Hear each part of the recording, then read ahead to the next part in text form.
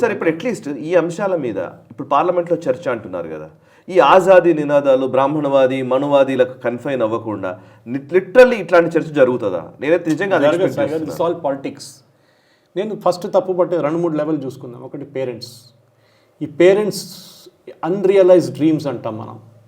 నా కాన్సెప్ట్ లేదు అక్కడ. అంటే పేరెంట్స్, నేను చదువుకోలేదు ఎక్కువ, ఓకే, ఆయన పొలాల్లో పనిచేస్తున్న ఒక ఫార్మర్ కూడా ఉండొచ్చు, మా కూతురు కొడుకుని యూఎస్ పంపించాలి, వాడు ఐఐటి చేయాల్సింది, లేకుంటే మంచి ఇంజనీరింగ్ కాలేజ్ పంపిస్తాను, డబ్బులు విపరీతంగా ఖర్చు, పొలాలు అమ్మేస్తాను, ఇల్లు అమ్మేస్తాను, కానీ వాళ్ళు యూఎస్ పంపిస్తాను.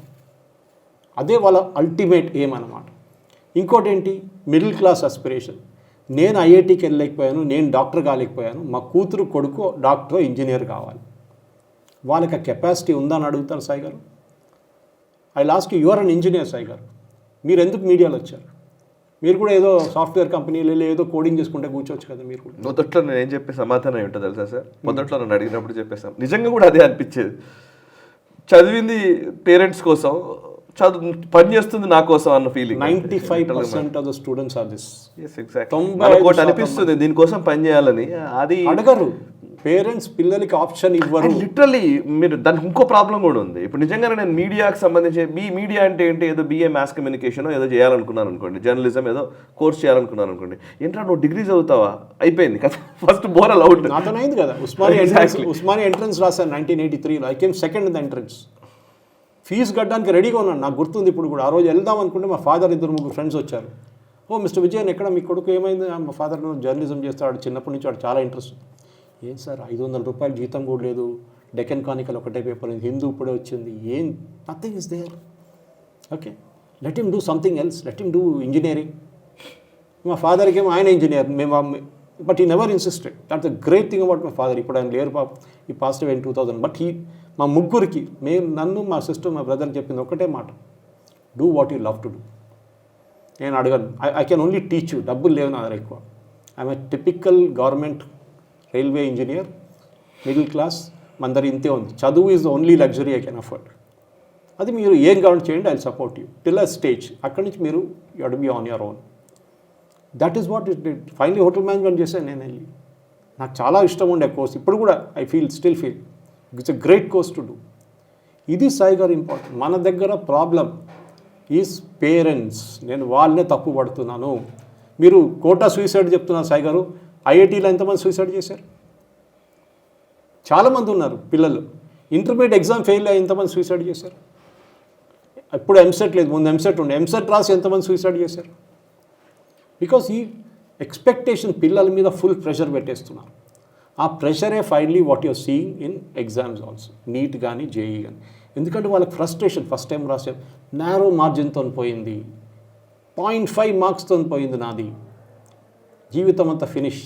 నెక్స్ట్ ఇయర్ రాస్తారు 1.25తో పోయింది, 1%తో పోయింది. ఎందుకంటే your gap between seats and number of applicants is huge. ఇంకా పెరుగుతుంది అది. చెప్పాను చూడండి, Modi government has made it double.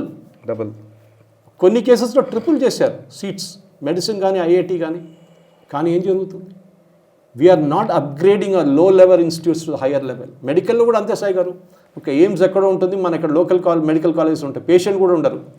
ఏ రోజు నేషనల్ మెడికల్ కౌన్సిల్ వాళ్ళు ఇన్స్పెక్షన్కి వస్తూ ఉంటారో పక్కన ఊర్లో బస్సు పంపించి అందరిని తీసుకొచ్చి బెడ్ మీద పడేస్తారు పేషెంట్ అని చెప్పేసి. ఏదో ఒక జబ్బు, నీకు స్టమక్ పెయిన్, నీకు హెడేక్, నీకు లివర్ ప్రాబ్లం, అందరు పెట్టేస్తారు వాళ్ళకి. పాపం అందరు బాగానే ఉన్నారు యాక్చువల్లీ. ఇది ఒక పెద్ద ఫ్రాడ్ ఇది. Okay, it is famous Malayalam author called Vaikom Mohammed రషీ. He wrote a book like this on this. Kasaragod ఉన్న డాక్టర్ వాళ్ళ కొడుకుని పంపిస్తే కర్ణాటక క్యాపిటేషన్ ఫీజ్ కట్టి డాక్టర్ చేస్తాడు. వాడు 10 సంవత్సరాలు చదువుకుంటాడు, 5 సంవత్సరాలు ఎంబీబీఎస్కి. ఫైనల్ ఎగ్జామ్కి వాడికి ఒకటే తెలుసు, హెడేక్. ఇంకే వాడికి ఏం తెలియదు. ప్రాక్టికల్ ఎగ్జామ్, ఒక పేషెంట్ పడున్నాడు, పేషెంట్కి స్టమక్ ఏక్, కానీ వీడికి చెప్పరు వాడి సిమ్టమ్స్ ఏనని. వీడెళ్ళి అంటాడు, పేషెంట్ ఒకరోజు ముందెళ్ళి కలిసి అంటాడు, అన్న పని చేయండి, నాకు ఒక్కటే తెలుసు తలకాయ నొప్పి గురించి, హెడేక్ గురించి తెలుసు. వాడంటే కాదు నాకు కడుపు నొప్పి అంటాడు. అదేం కాదు, ఇప్పుడు నీకు ఉన్నది హెడేకే చెప్పి వాడికి ఒక 10,000 రూపాయలు ఇచ్చి నెక్స్ట్ డే మార్నింగ్ ఎగ్జామ్ జరుగుతుంది, వాడు అన్ని హెడేక్ సిమ్టమ్స్ చెప్తాడు పేషెంట్. ఎగ్జామ్ అనేది సర్ప్రైజ్ అయిపోతారు. రికార్డులు ఏమో స్టమక్ పెయిన్ ఉంది, ఇక్కడ headache. This is exactly what is happening with corruption side. Medical ఫీల్డ్లో corruption is the most highest. దానికోసం మనం అనుకుంటాం డాక్టర్లు కొంతమంది ప్రిస్క్రిప్షన్ రాసి డబ్బులు తీసుకుంటున్నారు, లేకుంటే కొన్ని డయాగ్నోస్టిక్ టెస్ట్ రాసి దాంట్లో డబ్బులు సంపాదించుకుంటున్నారు, రెఫరెన్స్ ఇచ్చి డబ్బులు సంపాదించుకుంటున్నారు. ఎందుకు? వాళ్ళు పీజీ చేయడానికి ₹1 ఖర్చు చేయాలి సాయి గారు ప్రైవేట్ మెడికల్ కాలేజెస్లో. వాటి రికవర్ చేయాలి కదా. ఇన్ 5.5 years, 5 సంవత్సరాలు దాని ఇంటర్న్షిప్, మళ్ళీ ఇది డిఎన్బి కానీ పీజీ చేసి మళ్ళీ దాని తర్వాత ఇంకొక అడ్వాన్స్ కోసం అన్నీ కలిసి ఒక 3, 4, 5 కోట్లు ఖర్చు పెట్టుకుంటాడు. ఈ హాస్ టు రికవర్ ఇట్. 32 నుంచి 60-65 దాకా వచ్చేదాకా ఈ has to recover the entire money and not own recover, మళ్ళీ వాడు ఫ్యామిలీని చూసుకోవాలి, ఇల్లు కట్టాలి. సార్ అయితే ఇప్పుడు మనం పార్లమెంట్ సెషన్స్ జరుగుతున్నాయి. ఈ టైంలో మీరు ఇందాక అన్నట్టుగా ప్రోరోగ్ చేయాలని మీరు చెప్పారు, కానీ సరే ఈ పార్లమెంట్ వరకే నడుస్తుందా ఇదంతా కూడా? ఆ తర్వాత ఏముండదు. ఈ పార్లమెంట్లో నిజంగానే చర్చ ఏమైనా జరుగుతుందా? జరిగే అవకాశాలు కూడా ఏం కనిపించట్లేదు. లాస్ట్లో టీజీ మోహన్ దాస్ అని చెప్పి famous Malayalam political commentator, I'm very close to him, మాట్లాడుతుంటాను రెగ్యులర్గా. సార్ ఏమన్నారు నిన్న అంటే, quite Amit Shah is the most dangerous man అన్నారు. నాకు అప్పుడే అనిపించింది, కరెక్ట్. అమిత్ షా ఒక మాట చెప్పలేదు దీంట్లో. కానీ చూడండి, డెలిబరేట్ స్టెప్స్. ఢిల్లీ పోలీస్ పిల్లల ఇంటికి వెళ్ళి ఫింగర్ ప్రింట్స్ తీసుకుంటున్నారు. ఎవరెవరు ఆ రోజు అక్కడ ఉన్నారో, ఎవరోజు వైలెన్స్లో ఇండల్జ్ అయ్యారో, ఎవరెవరు ఫింగర్ ప్రింట్స్ దొరికిందో వాళ్ళ దగ్గర ఇంటికి వెళ్ళి వాళ్ళ ఫింగర్ ప్రింట్స్ తీసుకున్నారు. నిన్న ఒక ముంబై నుంచి ఒక పౌరుడు ఏడుస్తా నిన్న ట్విట్టర్లో పెట్టాడు, వాడు నేను ఎప్పుడు ఇంకా ప్రొటెస్ట్కి వెళ్ళను, ప్లీజ్ నన్ను ఇడిసేసేయండి అని చెప్పి 6 సార్లు పిలిపించారు పోలీస్ స్టేషన్కి పోలీసులు ముంబైలో. వాళ్ళ పేరెంట్స్ వచ్చి బయట నిలబడి ఏడుస్తున్నారు. ఇప్పుడు తప్పైంది సార్, మేము మీకు ప్రింట్ చేయము ఇది. వీళ్ళు ఎవడో బట్టి తీసుకెళ్ళాడు, వీడు ఫుల్ ఫ్యాషన్, అందరు వెళ్తున్నారు కదా, నేను కూడా వెళ్తా, ఏదో ఎవరెస్ట్ మౌంటైన్ క్లైమ్ చేయడానికి వెళ్తున్నాడు చెప్తున్నాడు. ఎందుకు fashionable? Did you go there? I was there in the protest, you didn't come. సెల్ఫీలు తీసుకుందాం మనం, ఆ సెల్ఫీలే మిమ్మల్ని అక్కడ పట్టుబడుతుంది. పేపర్లో మీ ఫోటో వచ్చిందనుకోండి, that is enough for intelligence agencies that you are there a part of it. మీరు వైలెన్స్ ఇంటెలిజెన్స్ చేస్తారా లేదా, it's a different question all together. నేను మళ్ళీ పిల్లలకి చెప్తున్నాను, ఎస్ పొలిటికలీ అవేర్ ఉండాలి, కానీ మీ కెరియర్ ఫుల్ టైం పొలిటిక్స్కి వెళ్తే ఇది ఈ పనికి వెళ్ళండి, లేకుంటే మీ చదువు మీరు చూసుకోండి. వాళ్ళు మీకోసం పోరాడతారు. You need not go and sit there. Arvind Kejriwal కానీ, అభిజిత్ దీప్కే కానీ, మిగతా వాళ్ళు సౌరవ్ దాస్ కానీ, వీళ్ళందరూ వెళ్ళి మీకోసం పోరాడతారు. Right, they have made it a profession. Simple solution. Again last thing, problem paper leakage, solution go for direct computer based test. Next step, increase seats.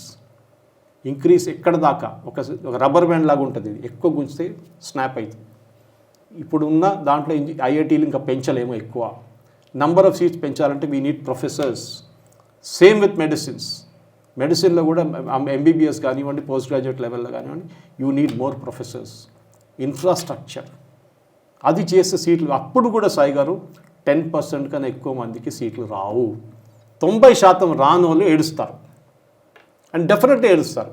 దాంట్లో స్పెషలీ జనరల్ కేటగిరీ స్టూడెంట్స్ ఏడుస్తారు. మేము ఎంత బాగా పర్ఫామ్ చేసినా కానీ నాకు seat రాలేదు, నాకు 300 ర్యాంక్ తక్కువ నోడికి సీట్ వచ్చింది, for very obvious reason. This is the problem. So we have to find a solution. Government already చెప్పారు, ఫాస్ట్ ట్రాక్ కూడా అదన్నీ చెప్పారు. నేను చెప్పాను చూడండి, ఫాస్ట్ ట్రాక్ ఫస్ట్ శాంక్షన్ దాని తర్వాత అపీల్స్లో వెళ్ళి ఎక్కడో పడిపోతుంది. అది ఎవరు గుర్తుపెట్టుకోడు. 10 years తర్వాత ఈ candidate same fellows who are now there in the dock, 6-7 ఉన్నారు చూడండి, వాళ్ళ కేసు నేను రాసిస్తాను స్టాంప్ పేపర్ మీద. సాయి గారు ఫాస్ట్ ట్రాక్ కోర్టు 15 రోజుల్లో జడ్జ్మెంట్ ఇస్తారు. 15-20 సంవత్సరాల దాకా ఏదో ఒక కోర్టులో పడి ఉంటుంది, ఎక్కడ వెళ్ళదు. ఈ వీడియో మీకు నచ్చినట్టయితే లైక్ చేయండి, 10 మందికి షేర్ చేయండి. అలాగే కామెంట్ల రూపంలో మీ అభిప్రాయాలను మాతో పంచుకోండి. Nationalist hub group of channels ను సబ్స్క్రైబ్ చేసుకుని తెలుగునాట జాతీయవాద జర్నలిజాన్ని ప్రోత్సహించండి. ఈ వీడియో కింద ఉన్న బెల్ ఐకాన్ పై క్లిక్ చేయడం మర్చిపోవద్దు.